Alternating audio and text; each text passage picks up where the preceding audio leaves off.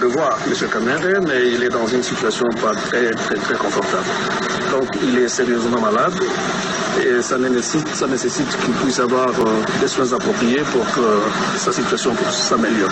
Mais sinon, ça risque d'être une catastrophe. Nous allons devoir étudier pour voir dans la mesure du possible qu'est-ce que nous pouvons opérer comme choix par rapport à une officine qui peut le prendre suffisamment en charge. Et s'il y aura peut-être nécessité de le faire évacuer. Je suis accompagné du responsable de la société Serve Air, avec qui nous avions signé un contrat pour 230 bus de marque Mercedes en faveur de Transco. Et il a été prévu l'installation de l'usine de montage de bus. Et il a été prévu dans les contrats qu'il y ait le paiement des acomptes. Et comme il est prévu, j'ai annoncé devant la presse que nous avions fait la commande au total de 670 bis. Les 440 bis arrivent d'ici mois de janvier, de marque Volvo. Les 230 bis arrivent au mois d'avril, de marque Mercedes. Alors il est important que nous puissions donner cette bonne nouvelle à son Excellence, Monsieur le Premier ministre, chef du gouvernement, et aussi solliciter que les finances puissent s'exécuter à ce qui concerne les engagements que nous avions eus avec les partenaires. Ça, c'est très important, c'est l'innovation, c'est le message que nous avions donné à son Excellence, Monsieur le Premier ministre, et nous avions dit que c'est un grand projet. Ce projet va plus ou moins faire engager 500 personnes qui vont travailler à l'usine. Et les contrats étaient signés depuis 2019, je vous l'ai rappelé, et qu'il est ici attendu au mois d'avril pour que le bus arrive 60, mais les autres bus seront fabriqués ici. Mais le terrain ou bien la concession se trouve au niveau de la CGMRI, c'est déjà prêt. On est en train de travailler et il a eu aussi la licence avec la société de Mercedes-Benz. L'usine, c'est une procédure. Nous avions commencé, les chefs s'engager de pouvoir faire honorer les contrats que nous avions signés et les partenaires aussi s'engager de pouvoir respecter ces engagements, du fait qu'il a sollicité à son Excellence, Monsieur le Premier ministre, de visiter la concession et il a rassuré que dès que l'usine sera disponible, le Premier ministre il sera le premier à pouvoir visiter et à inaugurer. Donc ça, on peut retenir ceci, d'abord qu'il y a stabilité du taux de change. Le dollar se négocie à 1965 à l'officiel et à 2014,50 au parallèle. Cette situation est demeurée stable depuis le début du mois. Ce qui est une bonne chose. Ceci grâce au pacte de stabilité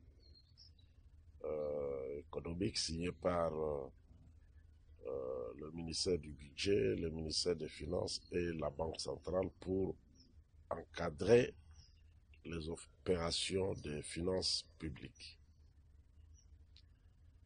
Mais malheureusement, au niveau de l'inflation, nous avons noté quand même une légère accélération du rythme de formation des prix, ce qui, à première vue, ne devrait pas être le cas, étant donné que le cadre est resté stable, le taux de change du moins. Il y a beaucoup de paramètres qui peuvent l'expliquer. Nous sommes à la fin de l'année, il y a des anticipations, il y a aussi le climat politique qui pousse les opérateurs à observer, à attendre l'aboutissement pour prendre des décisions dans un sens comme dans un autre. Nous avons noté aussi qu'il y a eu une hausse de 1,2% d'augmentation de nombre d'emplois enregistrés au niveau de la Caisse nationale de sécurité sociale. Ce qui est une très bonne chose parce que dans l'ensemble de l'année, jusque-là, nous avons perdu un peu plus de 48% d'emplois. Je suis James Duttridge, je suis le ministre de Royal Anhui. Je suis ici en RDC pour visiter les politiciens, mais aussi pour visiter tout le pays, pour voir les situations humanitaires. Aujourd'hui, je suis avec le Premier ministre pour discuter le sujet de la politique ici à Kinshasa et le changement. Et aussi, nous avons parlé sur la situation humanitaire qui est très importante pour l'Angleterre. Nous avons parlé sur beaucoup de sujets. Forcément, l'intérêt, c'est pour la situation humanitaire qui est prête en ce moment. Et aussi, nous voulons donner l'argent pour les organisations qui travaillent avec les jeunes filles dans l'école. Et aussi, vous avez parlé sur l'infrastructure, l'agriculture. Ça, c'est important, mais nous s'occupons de le bénéfice du commerce en général, pas pousser quelques secteurs. Et avec cette commerce, on lève le commerce. Forcément, ça, c'est bon pour les revenus pour le gouvernement, qui peut fondre les autres situations dans un pays qui est très complexe et très grand. Je pense que la coopération entre les deux pays est très bon, mais toujours on peut améliorer cette relation. C'est pour ça que je suis ici pour mon première visite en RDC. L'électrification hors réseau en RDC, une réalité grâce à l'Association congolaise des énergies renouvelables décentralisées. Les ménages pauvres pourront désormais être alimentés à moindre coût, d'où le lancement officiel d'un fonds de subsides dénommé Fonds Mwinda. Le gouvernement, les bailleurs internationaux et le secteur privé se serrent les coudes pour donner l'accès à l'électricité à un plus grand nombre de Congolais d'ici 2024. Les ministres d'État en charge des ressources hydraulique et électricité, Maître Eustache Mouanzi Mumbembe a dans son mot reconnu le faible statistiques actuelles en électricité. Les défis est donc lancé. La moyenne nationale du taux de desserte en électricité avoisine le 9%. Le gouvernement de la République et singulièrement le ministère des Ressources hydrauliques et électricité devrait faire de son mieux pour faire évoluer cette situation et l'amener autour de 30% d'ici 5 ans. Ce nouveau départ dans le secteur de l'électricité est un effet très favorable pour les investisseurs privés, a indiqué le PCA de l'ARCERD. Le potentiel énergétique de la RDC, il est immense et il est nativement renouvelable. Il faut aller chercher cette énergie, elle est disponible, les technologies sont disponibles et il nous faut des solutions rapides pour enfin donner un meilleur accès aux populations à l'énergie.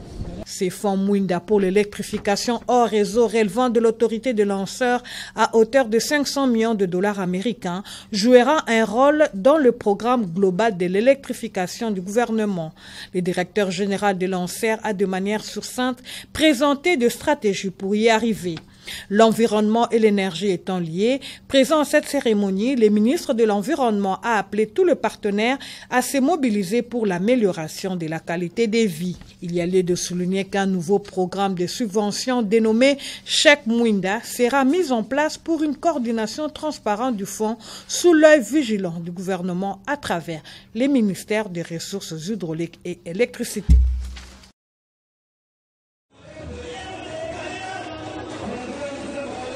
Constitution inasema kazi ya Premier Ministre ni kudirije nchi siku kwa siku. Ye eko shefu wa ministre, ye njo atakuwa na gérer. Constitution ina determine ma pouvoir yake. Aina ile eko chef de l'État. Il représente la nation. Il veille sur le bon fonctionnement des institutions. Je makazi le constitution inaandika waziwazi makazi yake. Maintenant, pour gérer pays kila siku ni kazi ya Premier ministre n'a pas ministre Baké. Il n'a pas respecté l'idée. La Constitution nationale, le pouvoir émane du peuple. Et le peuple exerce le pouvoir par ses élus.